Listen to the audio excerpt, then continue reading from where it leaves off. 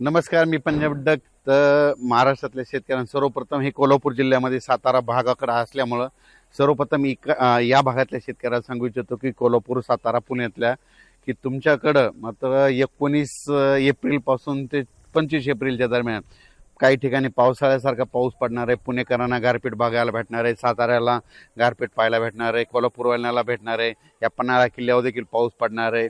म्हणजे 22-23 तारखेला ह्या इथं सगळं पाणी साचलेलं दिसतं. म्हणून हे पन्हाळा गडच्या परिसरातली लोकांनी देखील हे अंदाज लक्षात घ्यायचा. मग राज्यात सांगायचं झालं तर ज्यांचा कांदा असेल, गहू असेल, हरभरा असेल तर तुम्ही काय करा, 19 एप्रिलपर्यंत काढून घ्या. कारण की राज्यामध्ये 20 तारखेपासून 20 एप्रिलपासून ते 21, 22, 23, 24, 25 एप्रिल दरम्यान काही काही ठिकाणी पावसाळ्यासारखा पाऊस पडणार आहे, काही ठिकाणी गारपीट होणार आहे. म्हणून हा अंदाज देखील सर्व शेतकऱ्यांनी लक्षात घ्यायचा. मग सांगायचं झालं तर आपण विदर्भाकडे बोलू. वर्धा, नागपूर, भंडारा, गोंदिया, चंद्रपूर, यवतमाळ, वाशिम, हिंगोली, नांदेड, परभणी, त्यांच्यानंतर अकोला, बुलढाणा, वाशिम ह्या जिल्ह्यातल्या सर्व शेतकऱ्याला सांगू इच्छितो की तुमच्याकडं 22, 23, 24, 25च्या दरम्यान काही ठिकाणी गारपीट होणार, काही ठिकाणी पाऊस पडेल, काही ठिकाणी सोडून देईल. म्हणून हा अंदाज देखील सर्व शेतकऱ्यांनी लक्षात द्यायचा.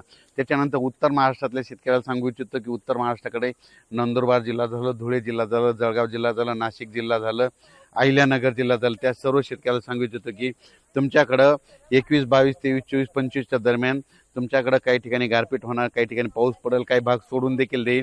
म्हणून तुमचे कांदे असाल तर तुम्ही काय करा, 20 तारखेपर्यंत काढून झाकून ठेवा. कारण की 20 ते 25च्या दरम्यान तुमच्याकडे देखील उत्तर महाराष्ट्राकडे पाऊस पडणार आहे. तसेच मुंबई, पुणे, इगतपुरी, अहिल्यानगर, संगमनेर ह्या परिसरातल्या शेतकऱ्याला सांगू इच्छितो की पुणेकडल्या शेतकऱ्याला 2, बारामती, त्याच्यानंतर अहिल्यानगर, पाथर्डी ह्या परिसरातल्या शेतकऱ्याला सांगू इच्छितो की त्याच्यानंतर शिर्डी, कोपरगाव, राहता ह्या परिसरातल्या शेतकऱ्याला सांगू इच्छितो तुमच्याकडं 20 तारखेपर्यंत तुम्ही तुमचे कांदे असेल झाकून काढून ठेवा. कारण की 21, 22, 23, 4 दिवस काही ठिकाणी गारपीट बघायला भेटेल, काही ठिकाणी पाऊस पडेल, काही ठिकाणी वारं देखील खूप सुटणार आहे. म्हणून हे देखील अंदाज लक्षात घ्यायचा. त्याच्यानंतर संभाजीनगर जिल्हा, जालना जिल्हा, परभणी जिल्हा, बीड जिल्हा, लातूर जिल्हा, धाराशिव जिल्हा, नांदेड जिल्हा, हिंगोली ह्या परिसरातल्या मराठवाड्यातल्या शेतकऱ्याला सांगू इच्छितो की तुम्ही काय करा, 21 तारखेपर्यंत, 21 एप्रिलपर्यंत तुमची हळद असेल, गहू असेल, कांदा असेल तुम्ही काढून झाकून ठेवा. कारण की म्हणजे 21, 22 पासून ते 25च्या दरम्यान मराठवाड्यात देखील काही ठिकाणी गारपीट पाहायला देखील, काही ठिकाणी खूप वारं सुटेल, काही ठिकाणी पाऊस पडेल, काही भाग सोडून देखील देईल. म्हणून हा अंदाज लक्षात घ्यायचा. त्याच्यानंतर आता इकडे मी कोल्हापूर, सातारा त्याच्यानंतर पुणेकरांना देखील चांगला गारपीट पाऊस पाहायला भेटेल. कर्नाटककडं निपाणी त्या परिसरात देखील गारपीट होणार आहे. म्हणून त्या शेतकऱ्यांनी अंदाज लक्षात घ्यायचा. तेलंगणातल्या शेतकऱ्यांनी अंदाज घ्यायचा, तेलंगणाकडे देखील खूप गारपीट होणार आहे. म्हणून त्या तेलंगणातल्या आदिलाबाद, निजामाबाद, सगरोळी, बिलोली, धर्माबाद त्या परिसरातल्या शेतकऱ्यांनी देखील हा अंदाज लक्षात घेऊन आपण आपल्या पिकाची काळजी घ्यायची.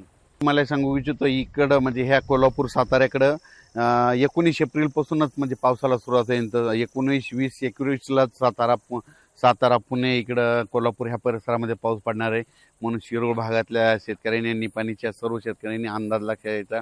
सांगायचं झालं तर म्हणजे मागं जशी गारपीट पाऊस झाला होता तसंच हे परत एकदा त्याची कॉपी तयार होणार आहे.